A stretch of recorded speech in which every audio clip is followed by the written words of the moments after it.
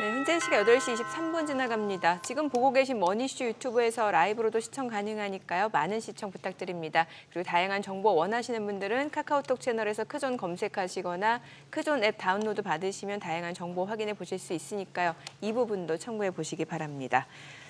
뉴욕 증시도 좀처럼 갈피를 못 잡는 것 같은 게 뭐 1분기 GDP 속보치가 나왔는데 시장 예상치가 2.4였는데 1.6%. 이러면은 경제 성장이 굉장히 둔화된다라는 거고. 네. 또 1분기 근원 PC는 오히려 조금 올라가고 스태그플레이션 우려가 나오는 것 같아요. 그렇죠. 예. 우리가 저희 뭐 다른 채널도 마찬가지겠습니다만 우리 또 이제 재테크 노하우 머니쇼는 시작해서 초반에 미국 상황 많이 또 정리하고 살피지 그렇죠. 않습니까? 예. 그렇더라고요. 미국이 뭐 4분기에는 3.5% 성장하던 저기가 갑자기 1.6%로 떨어졌으니 놀랄만 하죠. 절반 이상 줄어들었으니까 그러니까 예상치가 성장률이. 2.4%였는데. 그런 얘기. 뭐 메타 실적이 어떻고 우리는요. 어제 SK 하이닉스 그렇게 좋은 실적이 나왔는데 네. 한 5% 주가는 날아가고 우리 어제 GDP 좋았거든요. 예. 글쎄요.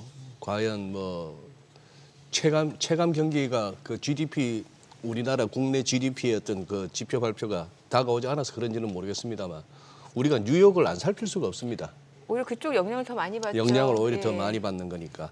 어제 빠진 뉴욕, 근데 빠지면서도 오후 들어서 굉장히 낙폭을 갖다가 인상적으로 줄였고 지금 지수 선물은 또 급등을 하고 있어서 오늘 우리 시장 어떻게 반응할지 그거 한데 한번 또 다이나믹한 스펙타클한 또 금요일이 될 것 같습니다. 네, 오늘 흥국증권의 또 최종경 팀장님 모셔서 시장 이야기 좀 나눠보도록 하겠습니다. 어서 오세요. 어서 오세요. 네, 안녕하십니까? 네, 팀장님 기대하고 있었습니다. 아유, 감사합니다. 요즘 뭐 시장 보고 있으면 이렇게 답답해지는데 우리 또 팀장님 특유의 그 거침없는 해설과 또 우리 또 최 팀장님의 특유의 그 개그 감각으로 네네. 오늘 우리 시청자분들 좀 편안하게 한번 해주시죠. 네. 뉴욕장 어떻게 보셨습니까? 요새 퐁당퐁당이에요. 네, 일단 너무 정신없는 것 같습니다. 정신없죠. 예, 그리고 지금 가장 중요한 변수는 사실 지난밤에는 GDP였어요. 네. 언급하셨던 것처럼 예상치를 크게 하회한 게 이제 실망감인데 그건 뭐 당연한 얘기고요.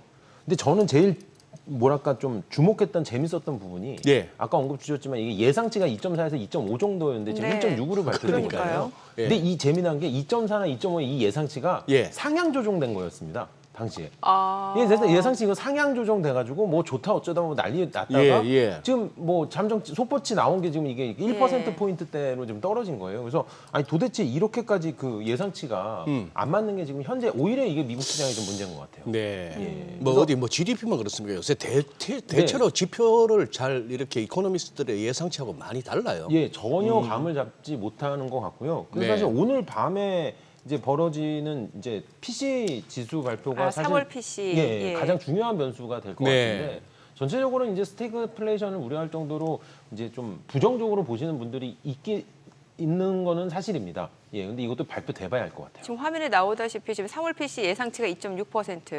그러니까 물가는 잘 안 잡힌다라는 네, 거잖아요. 맞습니다. 그러니까. 물가가 안 잡힐 때는 뭐 안 잡히는 건 뭐 갑자기 잡을 수는 없는 거고요. 예. 사실 이걸 이겨낼 수 있는 게 기업들의 실적이거든요. 근데 미국의 지금 1분기 실적들 발표들이 쭉 나오는 거 보고 있으면은 네. 한마디로 요약을 드리면은 현재 미국의 실적은 나쁘지는 않은데 저거를 누를 만큼 좋지는 않다는 거예요.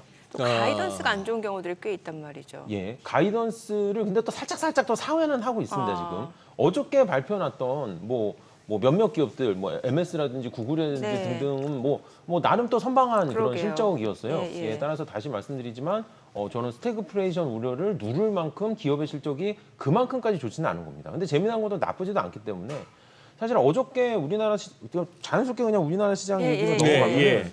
저도 제일 안타까웠던 게 SK 하이닉스의 실적이었어요. 꼭 네. 어제 그렇게까지 빠져야 됩니까? 진짜. 그러니까요. 네. 그래서 이거를 사실 뭐 메타라든지 여러 가지 영향으로 보시는 분들도 있는데 전 사실 엔비디아의 엔비디아의 주가에 연동됐었다고 네, 저는 네. 어저께 보고 있어요. 근데 네. 다행스럽게도 지난 밤에는 엔비디아의 주가가 또 좀 살짝 반등을 했기 예. 때문에 오늘 같은 경우는 SK 하이닉스는 조금 관심 있게 지켜보셔도 좀 재밌지 않을까 그렇게 좀 말씀을 드리겠습니다. 네. 네. 지금 국내 증시 얘기 좀 해주셨는데 그 미국 10년물 국채 수익률도 좀 여쭤보고 싶은데 간밤에 또 많이 올랐단 말이죠. 네네. 이건 분명히 증시의 부담인 거잖아요. 예, 굉장히 부담이 예. 되는 거고요. 특히 이제 뭐 국채 얘기하면은 뭐 금리 얘기를 안 할 수가 없는데 그렇죠. 예. 이제 금리 인하 가능성에 대해서 이제 계속 또 뒷걸음질을 치게 되는 거죠. 예, 그렇죠. 스태그플레이션 얘기가 나오게 되면은 뭐 금리 인하에 대해서 뭐 2번 한다, 3번 한다 얘기가 지금 하룻밤 사이에 뭐 한 번으로 좀 바뀐 데다가 게다가 그 시기도 계속 늦춰지고 있는 거잖아요. 어쩌면 연내 금리 인하 못할 수도 있다 이런 네, 얘기도 나오고 그렇게 되는 거죠. 그래서 사실 뭐 금리 인하나 뭐 채권이라든지 국채라든지 이런 거는 이제 오늘 밤에 PC 지수 또 발표되는 거 그러게요. 보고 방향을 잡아야 될 것 같아요. 연준이 제일 중요하게 생각한다고 하더라고요. 근데 그것도 재미난 게 글쎄요, 지표 발표할 때마다 연준이 다 중요하다고 생각을 하기 때문에 네. 연준이 중요하게 생각하는 PC. 예. 예. 아니 좀 약간 비유하자면 좀 그런 거 아닌가요? 연준을 남자친구라 생각하고 그 시장을 그 연준이라는 애인을 둔 여성이라고 봤을 때 지금 남친은 자꾸 이렇게 언지를 주거든요. 뭐라고요? 전화 자주 하지만 나 바빠 요즘. 그리고 우리 뭐 5월에 가기로 했던 여행 다음에 가자. 뭐 이런 식으로 자꾸 얘기하면 알아들어야 되는데 자꾸 속으로 그래도 저 사람 날 사랑하는 것 같아. 그냥 바쁠 뿐일 거야. 뭐 이런 거 아닙니까 지금? 아 이 정도 얘기했으면 알아들어야 되는 거 아니에요? 이제 금리 인하 물 건너간 거 아닙니까? 잘못하면 거꾸로 해주시면 안 돼요. 시장이 남자친구하고 연준이 여자친구. 거꾸로 해주세요. 시장이 남자친구고 연준이 여자. 예, 여자가 계속 신호를 주는 거예요. 여자가 계속 마음 신호를 떴다고 준다. 신호 주는데. 마음 떠났다고 눈치 없는 예, 남자가 예, 계속 그렇게 해주세요. 들이대고 있다. 네네네네. 뭐 그게 더 좋은 비유네요. 네네. 네. 그래요. 남자가 눈치 없는 걸로. 네. 네. 그래서 시장이 지금 갈팡질팡 갈피를 못 잡고 있다라는 거잖아요. 결국에는 지금 연준은 신호를 보내고 있고. 예, 그런 것 같아요. 예. 그런데 또 실적이 조금 나쁘든지 뭘 하면 또 미국은 또 믿는 구석이 꼭 살짝 덧붙이는 게 우리 또 자사준비 한 몇백억 달러 할게요. 돈이 많으니까. 네네. 그리 다들 미국 주식 하고 있으면 좀 빠져도 편안하다 하는 말씀이 그런 얘기 같아요. 네네. 저는 또 경기 상황에 대해서도 좀 궁금한 게 지금 간밤에 나온 1분기 GDP 성장률 속보치 이전까지만 하더라도 사실 미국 경기 굉장히 좋다는 얘기 있었고 뭐 노랜딩 얘기까지 나왔는데 1분기 GDP 성장률 나오니까 갑자기 스태그플레이션 얘기 나오고 이거 어디에 무게를 둬야 되는 거예요? 저는 사실 이게 주식시장하고도 좀 연관이 있는 것 같아요. 예, 미국 주식시장 자체가 지금 몇 예. 분기째, 2분기, 3분기째 최고가를 달리고 있다 보니까 네. 예, 여기에 대한 또 조금 약간 브레이크도 있는 것 같습니다. 그러니까 제가 뭐 누가 인위적으로 브레이크를 걸 수는 없는 거지만 미국 시장이라는 그 경제의 큰 규모 자체가 이게 주식시장이 사실 항상 먼저 움직이게 되는 네. 거잖아요. 그러니까 어저께 발표났던 그 신기술주들의 실적도 나쁘지 않았음에도 불구하고 주가가 썩 재미없었던 거는 그동안 너무 많이 올랐기 때문에라고 해석할 수도 있습니다. 예, 그래서 저는 사실 좀 그런 영향이 있어서 그러니까 하루하루 끊어서 보면은 매일매일 안 좋은 것도 있고 좋은 것도 있는데 좀 길게 시간을 늘여놓고 보게 되면 현재 미국 시장 같은 경우는 나쁘지 않은 거는 분명히 좋은 쪽인 거는 확실하거든요. 네. 예, 그래서 이거를 노랜딩까지는 아니지만 어떻게 랜딩하느냐의 모습인 것 같아요. 예. 근데 이제 제일 무서운 게 이제 미국이 뭐 연착륙을 하든 경착륙을 거기서 이제 재채기만 나와도 이제 우리는 감기로 오는 거잖아요. 그렇죠. 그게 이제 문제인 것 같습니다. 예. 그러니까 엔비디아 주가가 뭐 살짝 뭐 등락을 한다고 그 실적 좋은 SK 하이닉스 주가가 글쎄요. 흔들리는 것처럼 네. 오히려 그런 거에 좀 대비를 해야 될 것 같아요. 그러니까 그쪽은 뭐 어쩔 수 없는 거고 저희가 예, 그 변수에 대해서는. 도저히 뭐 종잡을 수 없고 미국장을 따라가는지 앞서 선행해서 선반영을 하는지 그것도 그때 다른 우리 시장은 이따가 뭐 동시효과 흐름이나 개장 후 흐름 보고 한번 이어가고 오늘 저기 최 팀장님 나오셨으니까 아무래도 IPO 쪽하고 오늘 또 제가 듣기로 우리 최 팀장님 우리 시청자분들한테 시원하게 그 스펙에 대해서 한번 스펙을 한번 내가 다 까부셔주마 하시고 오셨다니까 그 얘기 한번 탈탈 듣고 털어주시겠다고. 탈탈 털어주시겠다고. 네. IPO부터 한번. 네, IPO 시장에 대해서 말씀을 드리겠습니다. 자연스럽게 제가 요 말씀을 좀 드리고 넘어갈게요. IPO 시장이 살짝 매력적인 부분이 있어요. 이게 IPO 시장은 호흡을 좀 길게 가져가는 시장입니다. 네. 따라서 이번 현재 4월에 상장을 진행하고 있는 기업들 굉장히 많잖아요. 예. 네. 거의 6개월에서 8개월 전부터 공식 이렇게 일정이 시작된 기업들이에요. 무슨 말씀이냐면 하루하루 뉴스에 왔다 갔다 하는 시장이 아닙니다. 사실 매력이에요. 굉장히. 네, 그래서 전체적인 큰 시장이 약간 힘들거나 꺾였어도 IPO 네. 시장은 꼬리가 길게 좀 분위기가 가고 있기 때문에 예. 안 좋을 때도 있지만 또 좋을 때도 있다는 거 꼭 지금 먼저 화면에 말씀을 드리고요. 보니까 올해 4월 달이 유독 평균 대비로 신규 상장 그 준비하는 기업들이 굉장히 많은 거네요. 지금 예, 그래프로 굉장히 많습니다. 보더라도. 제가 요 그래프는 수혜측 기준으로 예. 그 데이터를 뽑아왔는데요. 예. 화면에 보시는 막대 그래프는 과거의 평균치, 예. 그리고 선으로 이어진 거는 올해 값인데 언급하셨던 것처럼 올해 4월이 유독이 많습니다. 그러네요. 예, 그래서 이거는 두 가지 이유가 있습니다. 일단 현재 4월이 일주일 조금 이상 남았잖아요. 네네. 예, 그래서 이거는 5, 6월로 연기될 수 있는 기업들이 조금 있기 때문에 이렇게 아, 그래프가 그래요? 보이고요. 네. 항상 그 달에 측정하면 조금 높게 나옵니다. 아, 살짝. 아. 두 번째는 현재 특례 상장 기업들의 상장이 좀 굉장히 활발하게 이루어지고 있기 때문에 네. 예, 좀 그런 부분도 있다고 말씀을 드리겠습니다. 그러면은 올해 청약 상황 지금 좀 짚어보면 좋을 것 같은데 공모가 대비로 주가 상승률이 높았던 기업들 좀 정리를 해볼까요? 예, 올해 현재까지 예. 15개 기업의 신규 상장이 끝났습니다. 벌써 공모- 15개. 예, 벌써 15개 끝났어요. 예. 그리고 제가 전망하고 있는 올해의 상장 개수는 80여 개를 보고 있거든요. 아직도 많이 남았네요. 아니, 많이 남았죠. 그리고 대한민국 시장 같은 경우는 상반기보다 하반기가 4대 6에서 심지어 3대 7로 많은 시장이기 네네. 때문에 하반기 쪽에. 예, 하반기 쪽에 굉장히 많습니다. 네. 그래서 이런 추세라면은 뭐 연내 80개대 하는 거는 큰 문제는 없어 보이고요. 자, 그 화면 보이시는 것처럼 현재 공모가 대비 주가 상승률 상위 기업은 우진엔텍, 현대임스, 엔젤로보틱스, IMBDX, KNR 시스템입니다. 예, 그래서 일단 요 표에서 제가 주목해서 말씀드리고 싶은 거는 그 엔젤로보틱스와 KNR 시스템 로봇 관련주입니다. 예, 로봇 쪽이 예. IPO 시장에서 굉장히 분위기가 좋은 상황이고요. 그 다음에 우진엔텍이라든지 현대임스 같은 경우는 좀 이렇게 유지보수나 수리 관련된 그런 회사들이라고 보시면 좋을 것 같고요. 네, 일단 1월 달에 상장했으니까 또 네, 맞습니다. 아무래도 그 그다음에 기간이 있네요. 요 표에서는 예, 꼭 우리 시청자분들이 주목해서 보실 숫자가 있어요. 뭐예요? 1일 공모가 대비 주가 상승률 1일 수익률하고요. 현재 네. 수익률입니다. 아. 예. 15개 기업이 상장을 했는데 첫날 종가 대비 현재 플러스 돼 있는 거는 우진엔텍 하나입니다. 그러네요. 예. 그러니까 첫날 종가에 사면 안 된다는 얘기죠. 그러네요. 예, 우진엔텍 말고는 다 지금은 첫날보다는 종가 대비- 떨어졌어요. 물론 공모가보다는 다 지금 위에 있는 예, 상황입니다. 예. 수익률도 좋고요. 따라서 공모주 청약에 들어가시는 거는 얼마든지 이렇게 좀 뭐랄까 적극적으로 참여하시는 걸 권고드리고 있는데 근데 첫날에 막 주가 오른다고 막 쫓아가고 그런 거에 대해서는 저는 좀 분명히 조금 요 표를 통해서 한 번 더 좀 주의를 좀 당부드리고 싶은 말씀입니다. 오히려 그 이후에 좀 주가가 좀 눌림목이거나 조정받았을 때 좀 사두는 건 나쁘지 않고 굉장히 괜찮죠. 굉장히 예. 괜찮고.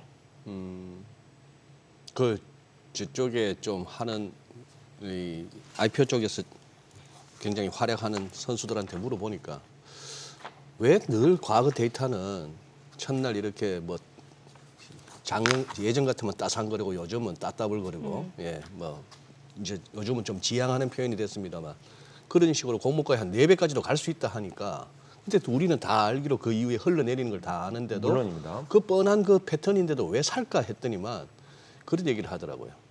내가 2배 사도 누군가가 3배 사주거나 4배 사줄 것 같다는 그 믿음 하나. 네. 그걸로 산다 그러더라고요. 네, 그래서 제가 지금 말씀하신 것도 제가 언제 뭐 기회가 되면 그거는 실제 데이터를 제가 한번 뽑아보고 싶은 데이터인데 예. 네. 그 기간이 계속 짧아지고 있습니다. 예, 그러니까 첫날 이렇게 예. 올라갔다가 이게 예. 가격이 빠지게 되잖아요. 예. 예, 그러니까 시초가의 고가로 시작해서 쭉 빠지게 되는데 이게 연초와 같은 경우는 한 일주일짜리도 있었어요. 이게 네네. 이게 반납하는데. 근데 지금은 거의 오전장에서 몇 시간, 혹은 뭐 1시간 이내로 다 가격을 반납하는 그런 데이터도 있기 때문에 사실 전 투자자분들은 그런 부분 좀 주의해 주셨으면 좋을 것 같아요. 이번 주가 공모주 슈퍼위크였어요. 지금 보니까 스펙 포함해서 6곳 공모청약, 뭐 가장 대여급은 이제 HD 현대마린이고 네. 분위기 좀 볼까요? 분위기가 지금 예. 올해 전체적으로 지금 20여 곳까지 이제 청약이 끝난 거죠. 청약으로 기준하면은 네. 다 좋았습니다. 예, 다 좋았고요. 특히 이번 주에 언급하신 것처럼 총 6개 주식의 청약이 하고 있는데 D&D 파마텍, 민테크 모두 1,500대 1을 상회할 정도로 굉장히 개인 청약 분위기가 좋았습니다. 예. 어제까지 했던 코칩의 분위기도 700대 1 이상 기록을 하면서 굉장히 좋았었고요. 어제 오늘 진행하고 있는 HD 현대마린 솔루션 시장의 기대 굉장히 높은 상황이고요. 이건 좀 이따 한 번 더 말씀드리겠습니다. 예. 그다음에 이번 주에 진행했던 유안타 스펙 16호라든지 SK증권 12호 같은 경우도 각각 300대 1, 500대 1을 상회하면서 모두 다 지금 인기를 끌어놓은 상황입니다. 그래서 일단 지금 최근에 상장하는 그 코스닥 기업 같은 경우는 뭐 작게는 1,000억 원대 전후에서 많게는 2, 3천억 정도를 기록하고 있기 때문에 여기가 뭐 1,000대 1, 1,500대 1 이상 나온다는 거는 증거금만 막 6조 원, 7조 원이 그러네요. 모인다는 얘기이죠. 예, 그래서 현재 공모주 시장 분위기는 뭐 굉장히 좋은 거고요. 제가 뭐 얘기가 나온 김에 하나 더 시청자분들께 네네. 강조를 드리면은 올해가 공모주 시장 굉장히 좋은 거 맞습니다. 근데 올해가 끝이 아니고요. 요거는 2021년이 정고점이었고요. 예. 2022년에 저점 잡고 작년에 반등해서 올해 상승하고 내년이나 후년에 이제 고점 잡고 다시 사이클을 탈 거라고 보고 있습니다. 예, 그래서 올해가 끝은 아니라고 해석해 주시면 좋을 것 같아요. 예.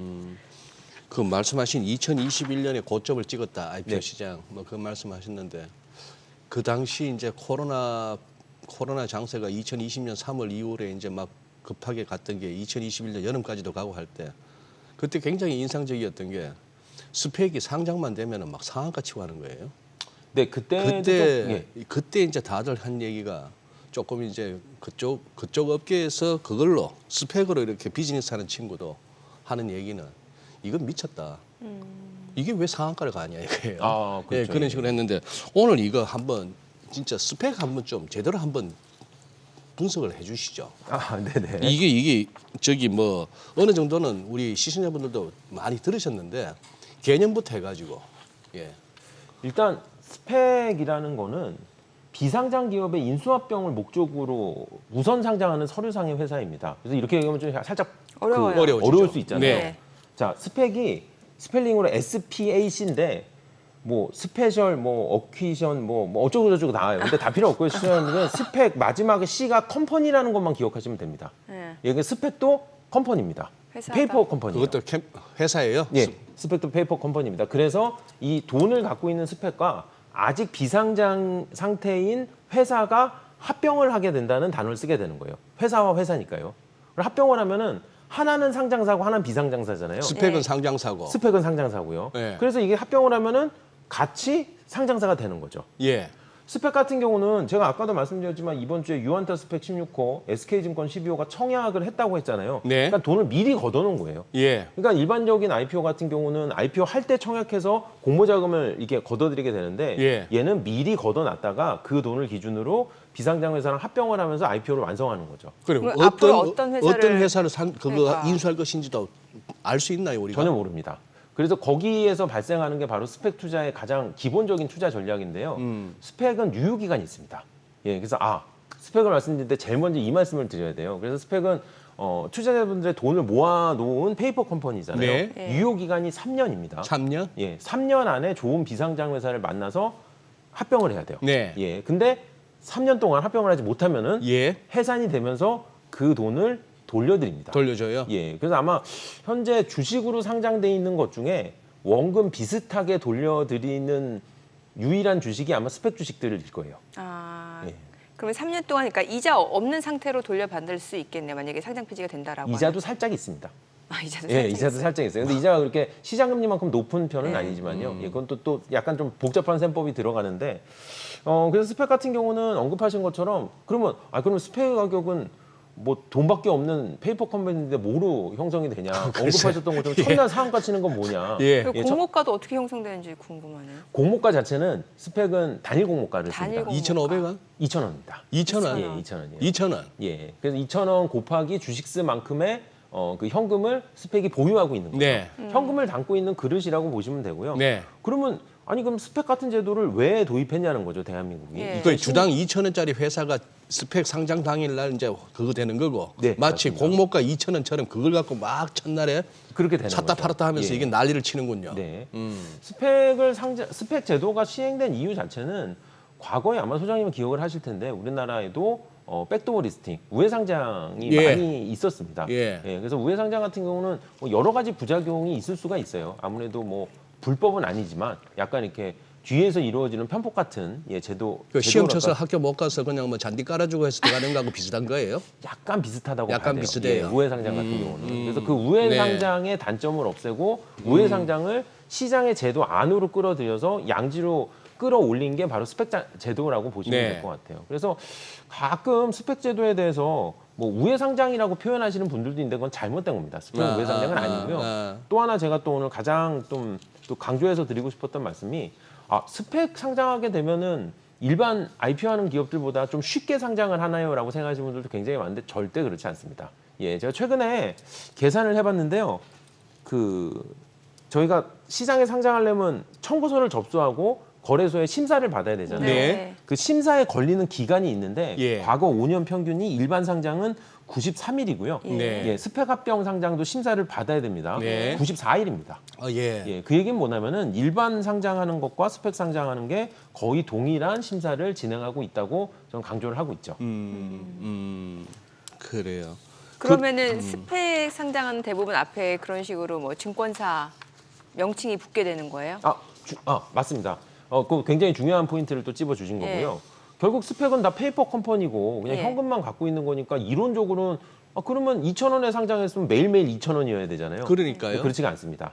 2,000원 플러스 알파라고 불리는 스펙 프리미엄이 붙게 되는 거고요. 네. 스펙 프리미엄은 공식 명칭입니다. 그래서 현재 제가 최근에 계산한 우리나라의 스펙 프리미엄 9% 나오더라고요. 9%. 네, 9%요. 그래서 평균이고요. 평균? 예, 그래서 네. 스펙은 2,000원에 공모를 받든지 시장에서 2,180원에 사든지의 선택을 하게 되는 거죠, 투자자분들은. 예, 그러면 그 알파에 해당되는 스펙 프리미엄이 어떻게 형성이 되냐? 그게 이제 언급하셨던 증권사의 레이블입니다. 예, 지금 라벨이라고도 하죠, 보통. 그래서 스펙 프리미엄을 결정하는 변수는 크게 두 가지입니다. 빈티지, 예. 몇 년도에 태어난 스펙이냐, 네. 그리고 레이블, 어느 증권사가 만든 스펙이냐. 그럼 지금 무슨 포도주 화면에 얘기하는 나오는 것 같죠, 예. 하나 33호면은 하나 증권이 금융투자에서 만든 33번째 스펙이라고 보시면 될 것 같아요. 그래서 이 진짜 빈티지하고, 빈티지네요. 예, 빈티지하고 레이블이 왜 중요한 게 예.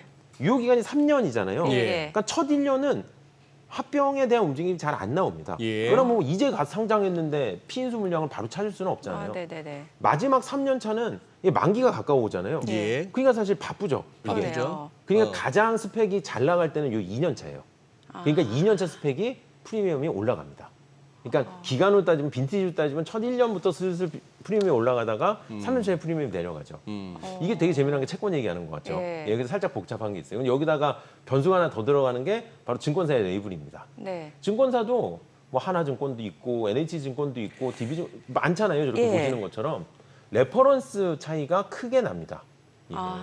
우리나라의 스펙 제도가 도입된 게 2009년에 도입이 돼서 2010년부터 본격 상장을 했기 때문에 뭐 그동안 하나증권이나 NH증권이나 미래증권은 지금 상위 레퍼런스를 차지하고 있고요. 또 중위 레퍼런스, 하위 레퍼런스를 차지하고 있는 기관이 있는데 중요한 거는 과거의 레퍼런스도 중요하지만 현재 얼마나 많은 스펙이 동시에 상장돼 있느냐가 또 프리미엄을 결정합니다.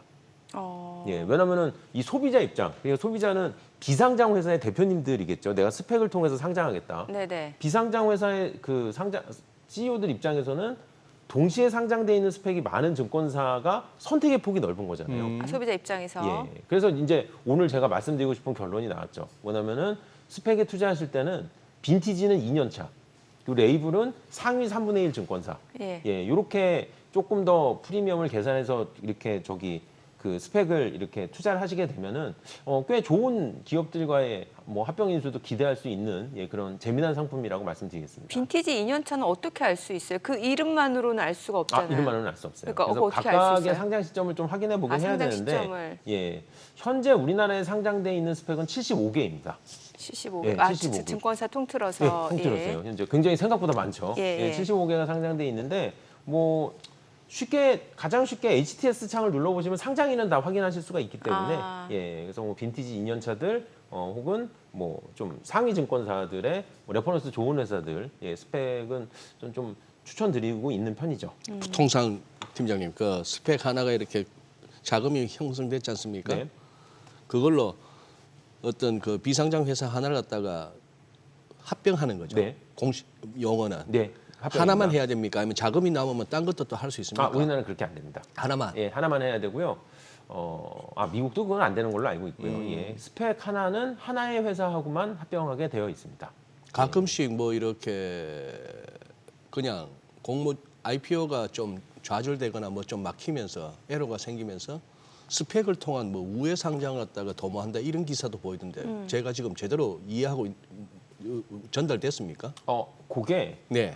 혹시 보셨다면은 우리나라 스펙 제도가 처음 도입됐던 2010년이나 그 초반으로 아마 기억을 하실 것 같고요. 네. 최근에는 그렇진 않아요. 최근에는 그렇지 않다. 오히려 반대 경우가 있죠.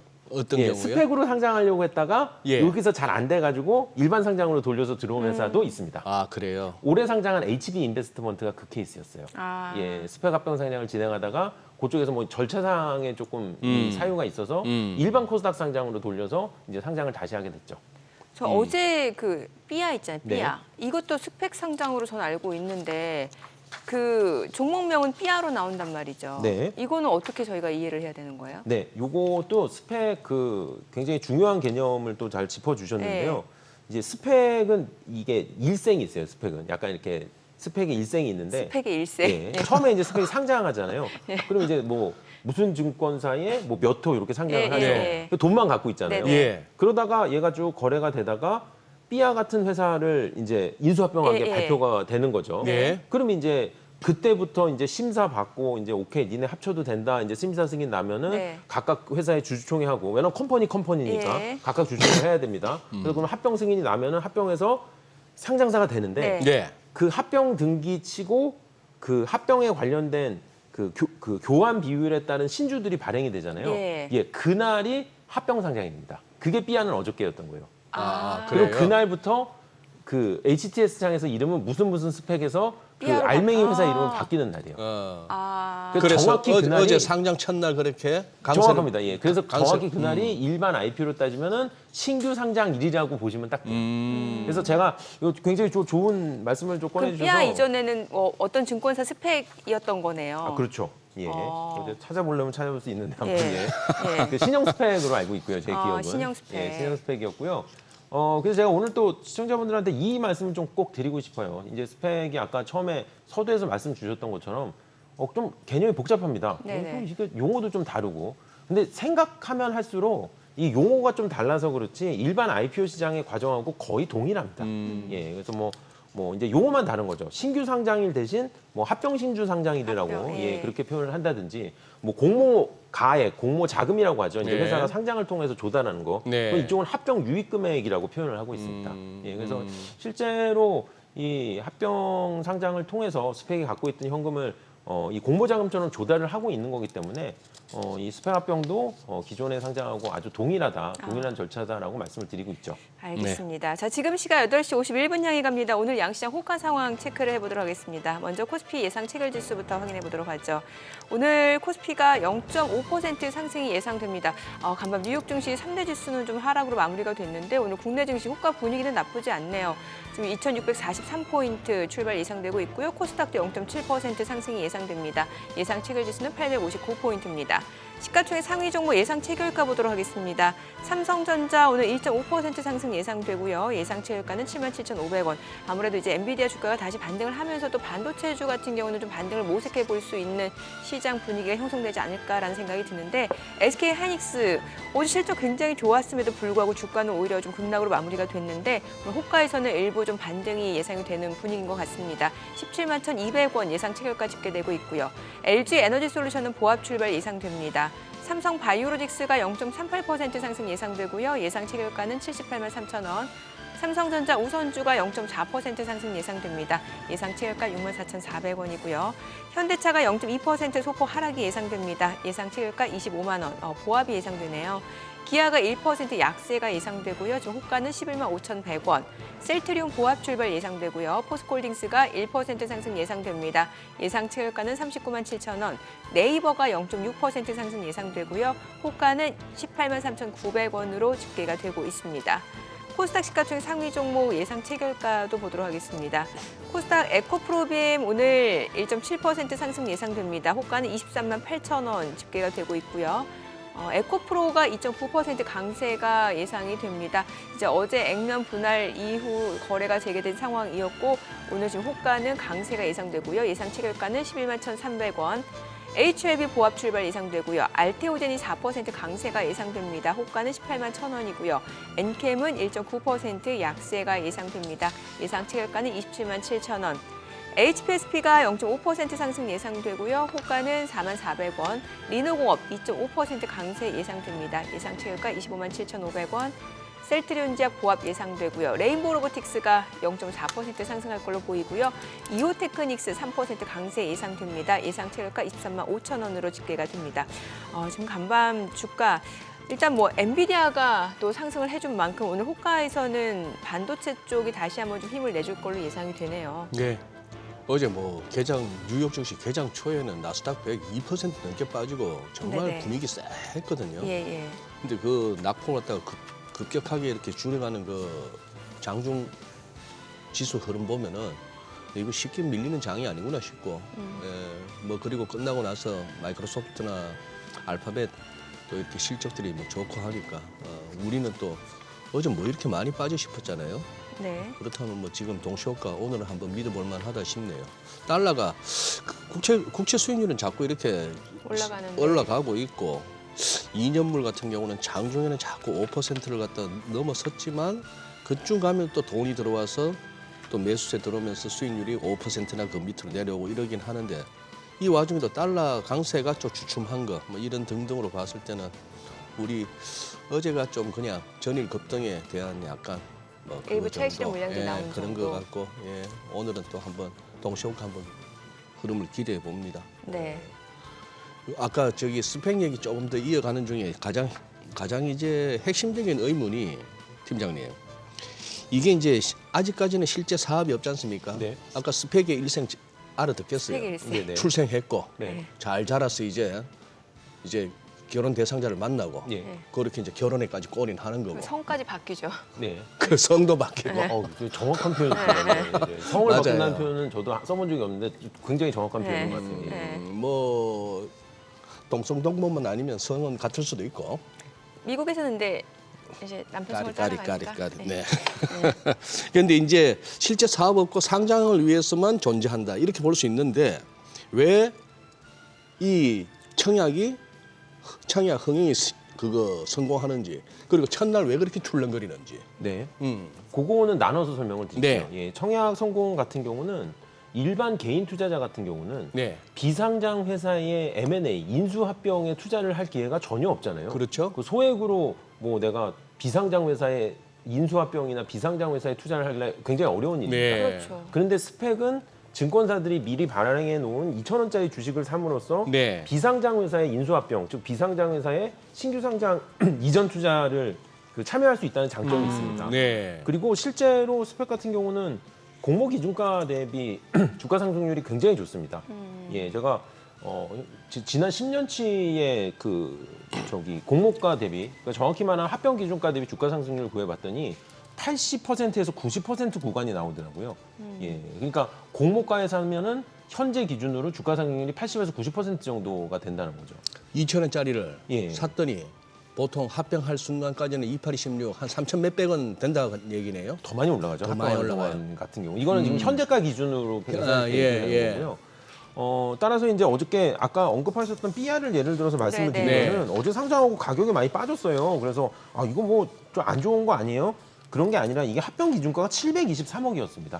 즉 공모가가 723억인데 이게 이제 합병 전후로 1,880억, 1,900억까지 올라갔다가 막상 어저께 신규 상장일에는 1,600억대로 가격이 이제 조금 조정을 받게 된 거죠.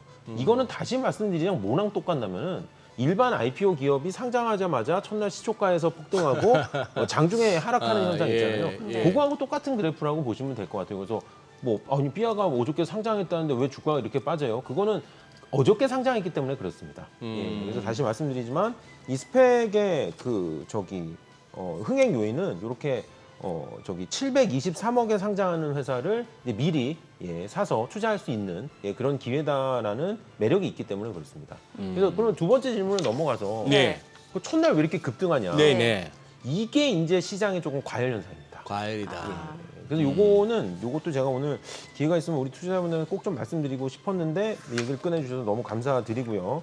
스펙은 이렇게 생각해 주시면 돼요. 첫날 혹은 합병 결정되기 전에 스펙의 가격이 폭등하면은 합병 가능성은 폭락합니다. 예, 아, 그래요? 예. 스펙의 가격. 스펙은 그냥 이 알맹이 회사를 담는 그릇이잖아요. 예. 그릇의 가격이 자꾸만 올라가면은 알맹이 입장에서는 부담스럽죠. 예, 왜냐면은 저 커진 그릇에 내 지분을 맞춰야 되기 때문에 쉽게 말씀드려서 CEO 입장에서는 주가가 급등한 스펙하고 합병을 하게 되면 내 지분을 더 양보해야 됩니다. 예. 그러니까 굳이 그럴 이유가 없죠.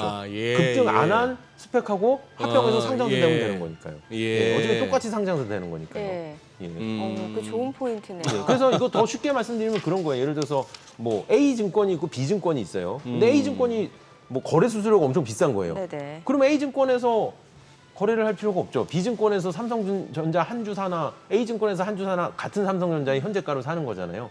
예, 그러니까 굳이 급등한 스펙에 쫓아갈 필요는 없습니다. 따라서 최근에 특히 작년 7월 이후에 신규 상장주의 가격 제한폭 확대 시행 이후에 스펙의 상장 이래도 가격 급등이 많이 반복되고 있는데요. 투자자분들은 절대 쫓아가지 마시라고 말씀을 드리고 있어요. 스펙 주식 같은 경우는 오히려 일반 주식보다도 더 빨리 가격이 첫날 하락하는 그런 패턴이 반복되고 있습니다.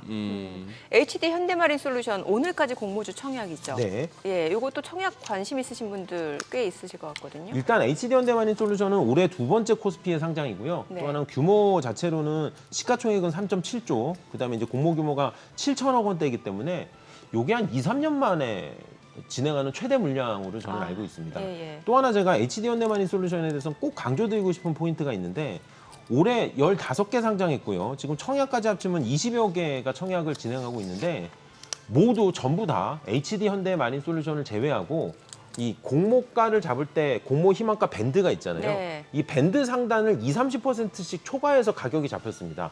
말 그대로 IPO 시장에 살짝 과열 분위기가 그러네요. 있었던 거죠. 예. 근데 HD 현대마린솔루션 같은 경우는 공모 희망가 밴드가 밴드의 딱 상단 83,400원에 해당되는 딱 상단으로 결정이 됐습니다. 넘진 않았어요. 넘지 않았어요.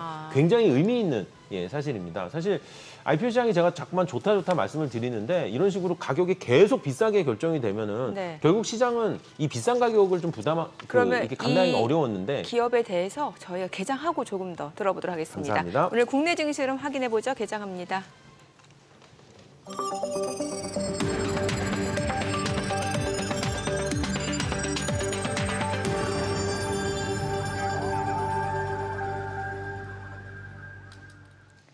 네, 4월 26일 금요일 국내 증시 개장했습니다. 간밤 뉴욕 증시 3대 지수가 모두 하락했는데 스태그플레이션 우려가 커지고 있다는 얘기 나오는 것 같습니다. 1분기 GDP 성장률 속보치가 시장 예상치에 훨씬 미치지 못하는 수준인 1.6%로 확인이 됐고 반면에 1분기 근원 PC 개인 소비 지출은 지금 증가한 것으로 보여집니다. 결국에는 물가는 상승세가 계속해서 이어지고 있고 경기 침체 신호가 나오고 있다는 측면에서 스태그플레이션 우려가 커지고 있고 미국 10년물 국채 수익률이 또 많이 올랐습니다. 오늘 국내 증시는 일단 미증시와는 다르게 좀 상승 출발이 예상되는 호가 분위기였는데 출발 지수 확인해 보겠습니다. 0.89% 올라갑니다. 2,651포인트, 코스닥도 0.8% 올라갑니다. 860포인트입니다. 양시장 지금 상승 출발 보여주고 있고요. 시가총액 상위 종목 시초가 보겠습니다.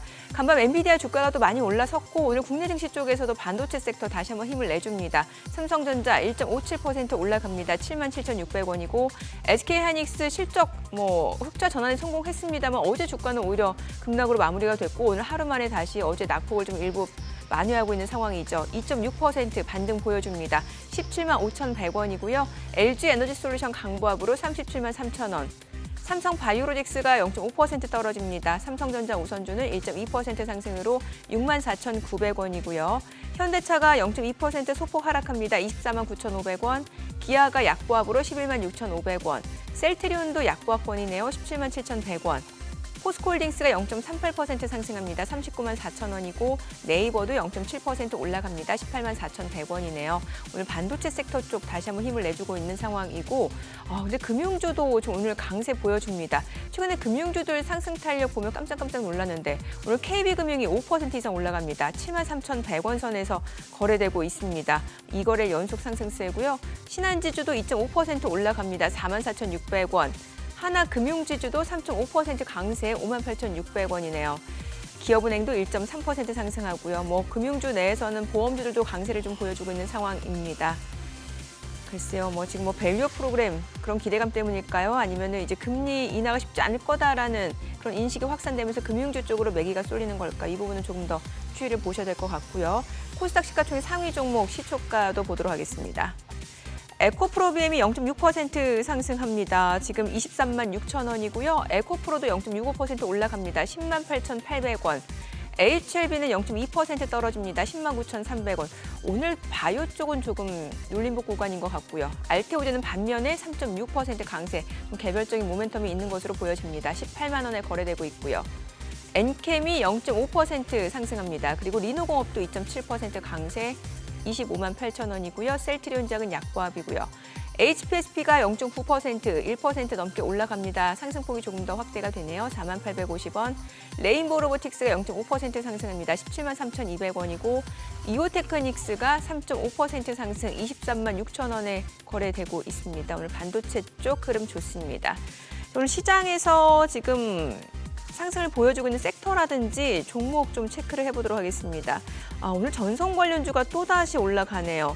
대원전선이 13% 넘게 급등합니다. 2,490원. 그리고 가운전선도 7.9% 강세 47,700원. 그리고 대한전선도 3.5% 올라가고요.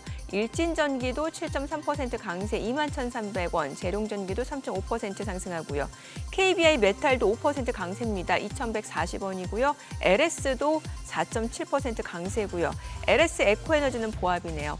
지금 AI 그 반도체 칩 수요가 늘어나면서 전력 또 수요가 굉장히 늘어날 것이다라는 기대감, 전선 관련주, 전기 관련주로 또 상승 모멘텀으로 좀 이어지는 모습 확인해 보실 수가 있을 것 같고, 오늘 반도체 쪽 좋다라는 말씀을 드렸는데 뉴로모픽 반도체 관련주 내에서는 자람 테크놀로지, 오픈 엣지 테크놀로지가 지금 2% 가까이 올라가고요. 네페스아크, 에이직랜드, NCN도 지금 강세를 보여주고 있고요.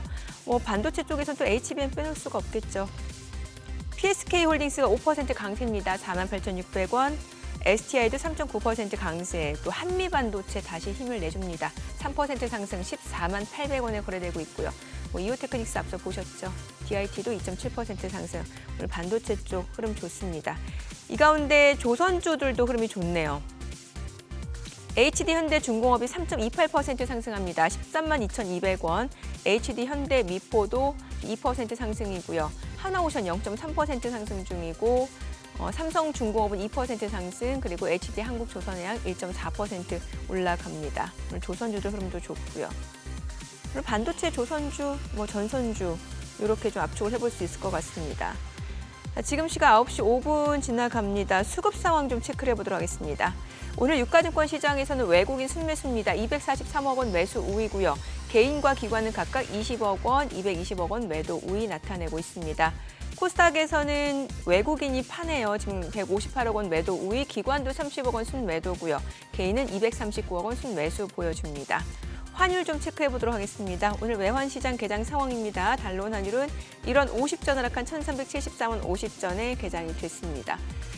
환율 자체는 하단 자체는 높아지는 상황에서 상단도 약간 막혀 있는 느낌이고요. 예. 그러네요. 환율이 여기 와서는 또 잘 못 움직이는 것 같습니다. 네. 지금 어제 제니디 옐렌 미국 재무장관 발언 중에 하나 눈길을 끄는 게 있어가지고 소개해드리자면은 네. 개입과 관련해가지고 외환시장 개입과 관련한 질문에 대해서 최소한으로 했으면 좋겠다. 그런 얘기를 하고 네. 또 그거 하는 게 사전에 또 상의가 이루어질 것이라는 거 보니까 이거는 일본에 대한 메시지 같아요. 혹시 개입할 거면 우리한테 네. 얘기나 하고 해라. 우리 오케이 사인 떨어지면 해라. 예. 그리고 너무 자주 하지 마라. 네네. 이런 얘기 같아서 딱히 지금 여기 달러 강세 내지는 엔화 약세가 이렇게 여기서 돌았을 이유는 안 보이는데. 계속해서 그러니까 엔화 약세 기조가 좀 이어질 수 있다라고 보시는 거네요. 그러네요. 그런 상황이 돼가지고 이제 과연 이제 시장에서도 얼추 시장 자체적인 포지션 구축은 이미 엔화 약세가 빵빵하게 채워져 있어가지고 더 가겠나 싶은 생각이 들기도 합니다만 달러 강세는 여전합니다. 금리 차이를 보나 뭐를 보나 그런 상황이고 그냥 그게 했으면 좋겠는데 또 아침에 찍은 게 다인가요? 또 장중 고점은 한번 또 오후까지 한번 봐야겠네요. 그러니까 좀 음봉 보여주는 살짝, 종목들이 꽤 있다라는 거죠. 그러네요. 네. 뭐 대부분 또 이렇게 예. 주식 많이 하시는 분들 보니까 11시 이후로는 또 안 하시더라고. 이게 종목 변동성이 가장 큰 시간대가 개장하고 나서 개장하고 나서 한 요 10시 전 10시 전후까지. 네, 맞아요. 그런 그리고 거. 오후에 또 한번 오후에 또 움직이고. 이제 한 번씩 어디 뭐 운동하고 오든지 좀 쉬고 와서 또 한번 후다닥 한번 하고. 네. 우리 최 팀장님 웃으시는 거 보니까 혹시 또 최 팀장님 또 종가 플레이 하시는 거 아닙니까? 아닙니다. 저는 이제 애널리스트로서 저는 이제 주식 아, 매매를 못 전혀 하시는구나. 못하고요. 네. 이제 다만 언급하신 것처럼 너무 들여다보시는 것처럼 정확해서 여의도 사람들의 삶의 그 움직임이 11시부터 이제 밥 먹으러 나가. 그래서 일찍 나가. 전까지 빨리 매매가 끝나고 여의도는 11시 반만 가도 줄 서야 돼요. 11시 반이면 이제 밥을 좀 늦게 먹는다고 봐야 요즘엔 돼요. 늦게 11시부터 먹는다. 11시 이전에 가서 이제 맞아요. 11시 오픈부터 먹고 하긴 다들 그다음에 새벽같이 출근하니까 아침을 못 먹으니. 길게 드시는 분은 또 1시 반이나 2시까지 또 이따 들어오시니까 예, 높으신 분들은 그래서 그때 이제 거래가 좀 한산하고 예, 거래가 좀 한산해지죠, 확실히. 예. 아니 아까 정민 앵커가 소개하는 중에 개장 시황 소개하는 중에 요즘 금융주가 어떻게 이렇게 그러니까 뛰는지 금융주 왜 이렇게- 깜짝깜짝 놀란다고 저도 네. 저도 가장 아까 놀란 부분입니다. KB금융지주 글쎄요. 예, 시가의 플러스 6%는 저런 저도 주식이. 굉장히 깜짝 네. 놀란 원래 금융주 지점이었어요. 무겁잖아요. 뭐 굉장히 무겁죠. 네. 예. 왜, 무슨 상황이에요? 어떻게 이해를 해야 돼요? 근데 저도 공감하는 부분입니다. 예, 금리 인하 가능성과 연동이 되는 것 그러니까 같아요. 금리 인하 기대감이 지연되고 있죠. 그렇죠. 예. 예. 그러면 이제 금융주들은 퍼센트를 먹기 때문에 사실 실적은 계속 고실적이 나올 수 있는 고금리 상황에서는. 예. 기대감이 처음에 있기 때문에. 저게 시세가 팍 난 게 밸류 프로그램이 이제 처음 언급될 때부터였지 않습니까? 예. 금융주가. 그러고 나서 거의 뭐 상당히 올라왔는데 네. 그러고 나서 조정도 충분히 받았고 지금 그런 밸류 프로그램과 관련해서 금융주에 뭘 더 기대해 볼 수 있는 거죠? 글쎄요, 밸류업 같은 경우는 금융주에 기대하는 글쎄요, 저는 직접적인 기대 같은 경우는 아직 사실 아이디어가 안 떠오르네요. 예. 오히려 언급하셨던 금리하고의 연동성이 오늘은 좀 반영되는 것 같은 생각을 하고 있습니다. 그래요. 또 하나는 아까 쭉 말씀 주셨던 것 중에 조선주들의 반등도 굉장히 흥미로운 부분이에요. 조선주. 예, 현재 조선주 같은 경우는 전체적으로 제가 지난번 현대힘스 상장할 때 조금 들여다 네, 본 네. 결과가 전체적으로 ASP가 오르고 있습니다. 그러니까 지난 3, 4년 전에 집중적으로 들어왔던 어려웠던 시절에 그 저가수주가 물량이 다 끝났고요. ASP라고 하면 그 배 한 대당 가격이라고 맞아요. 봐야 되는 거죠. 배한테 네. ASP라고 하니까 조금 좀 어색하긴 하네요. 예. 예, 성과라고들 보통 얘기를 네. 하는데 예, 성과가 계속 상승을 하고 있는 바람에 그래서 저가 수주는 이제 다 수주가 끝나고 약간 이제 제대로 된 가격에 그런 신주 수주가 늘어나다 보니까 전체적으로 조선주들 분위기 좋다는 얘기는 지금 계속 좀 기대가 되고 있는 부분이고요. 오늘 얘기하고 있던 HD 현대마인 예. 솔루션도 마찬가지예요. 조선주잖아요. 예, 조선주인데다가 얘는 굉장히 좀 또 특별한 조선주입니다. 예, 뭐냐면 그 애프터마켓이라고 하죠. 예, 유지보수 수리를 전문적으로 하는 회사이고요. 네. 예, 게다가 또 하나는 또 HD 현대마인 솔루션에 대해서는 그렇게 두 가지로 보시면 좋을 것 같아요. AM 시장, 그러니까 애프터마켓 시장하고요, 유지보수. 그 다음에 이제 친환경 선박 수리, 네.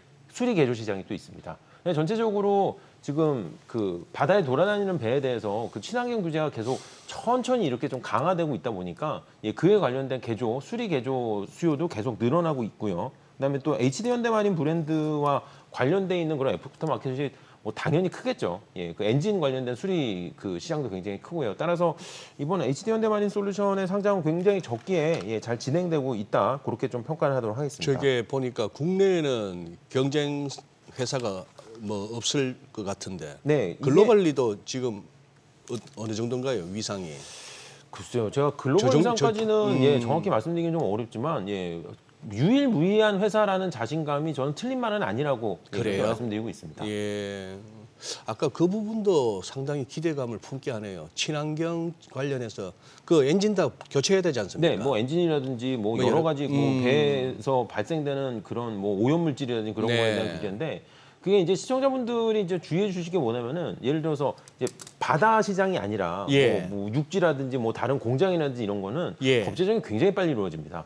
그러니까 환경 오염이다 싶으면은 당장 내년부터 환경 오염 물질 내면 안 돼 딱 이렇게 되는 거예요. 네. 근데 바다에 관련된 거는 막 되게 그 계획이 장기로 나와요. 예, 예. 그래서 환경 규제가 막 10년, 15년 이렇게 나오기 아. 때문에 그러니까 지금 수리하는 배는 오히려 10년 전에 이제 규제를 받아서 수리하는 배일 수도 있다는 얘기입니다. 그게 딱 기간이 맞아 떨어지진 않지만 따라서 무슨 뭐 친환경 선박 언제적 얘기인데 아직까지 얘기하고 있어. 네. 그게 이제 그 해양 쪽에서는 굉장히 호흡이 길다는 거. 네. 그것도 좀 참고해 주시면 좋을 것 같아요. 예. 이거 지금 청약 그 하시는 분들은 실제로 이렇게 증거금 납입하더라도 받을 수 있는 물량이 그렇게 많지는 않은 거잖아요. 예, 많지 않은 건 사실이지만 예. 그래도 이게 이제 3.7조 원의 시가총액이고요. 전체적으로 7천억 원대의 공모 자금이기 때문에 올해 진행했던 다른 10대 개 기업보다는 아마 많이 받을 수 있을 그래요? 거고요. 그다음에 그 균등 분할이라고 있잖아요. 예, 이제 참가만 하면 이제 한 주는 예. 드리는 거. 그게 이제 한 주가 넘게 현재까지는 좀 예상되고 있기 때문에 아마 한 주 이상은 뭐 기본적으로 나올 수 있는 지금 예. 다 균등 배정 같은 경우도 다 0.1, 0.2 이런 식으로